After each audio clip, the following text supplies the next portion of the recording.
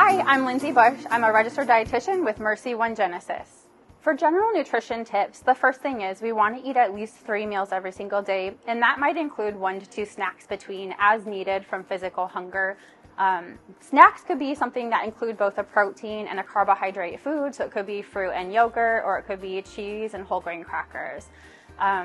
Also, it's an important thing to make sure that we're practicing our race day diet before the day of the race to make sure that everything that you're eating and the times that you're eating it goes smoothly for you and your body. It's also important not to skip meals. We want to make sure we're getting enough nutrients to optimize muscle repair and recovery. We want to make sure also we're eating within 1 to 2 hours post-exercise to help with those things as well. Lastly, it's important to hydrate with at least 64 ounces of fluids every single day. Primarily water is a good one to go for first. As a good tip, your urine might need to be about pale yellow if you're properly hydrated. So for specifics, what are we going to be eating?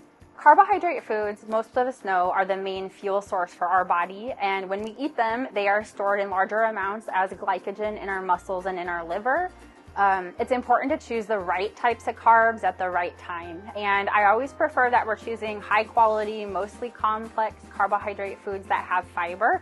Those would be things such as whole grain breads, rice, pasta, potatoes, fruits, things like that. Let's talk about some specific numbers just for ballpark, just to help you out a little bit.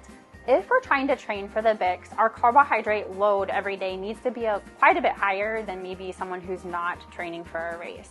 For example, for a 200-pound man, about 300 to 450 carbohydrate grams per day might be necessary to help with that training process. On the other hand, for maybe a 150-pound woman, about 200 to 350 grams of carbohydrate per day might be necessary. So make sure that we're really focusing on eating enough and getting enough complex, high-fiber carbohydrates every day.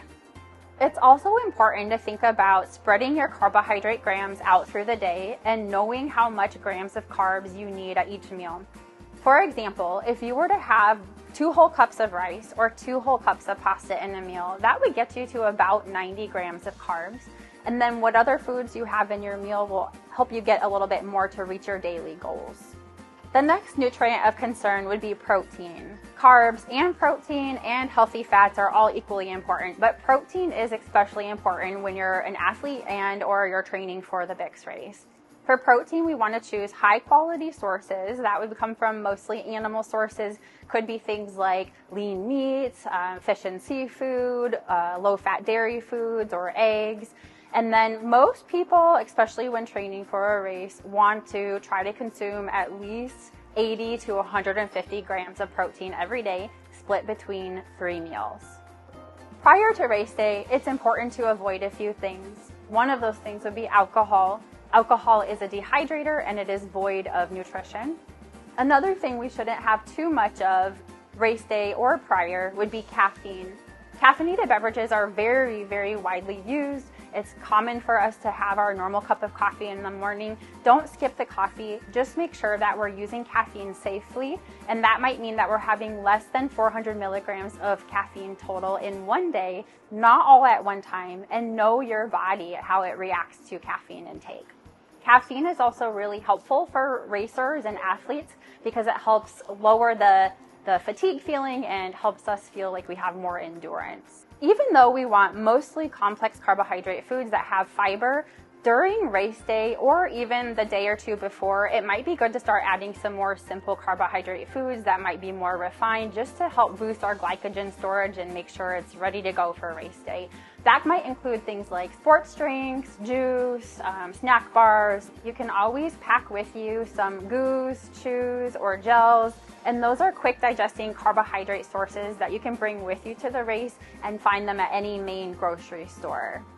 On race day, remember it's pretty hot and it's pretty humid in July. It's going to be important to consider waking up a couple hours before the race starts to make sure that you can consume adequate nutrition and adequate fluids. That way we're not eating right before the race. Remember how important it's going to be to stay hydrated, and that means you'll want to take frequent water breaks at the water stations. You can also use electrolyte drink mixes or sports drinks along the way if you're sweating a lot or for longer bouts of exercise. We want to make sure that we're eating 3 regular balanced meals and snacks as needed through the day, getting plenty of caffeine-free and sugar-free fluids through the day, at least 64 ounces, and eating enough carbohydrate foods to get our glycogen stores built up.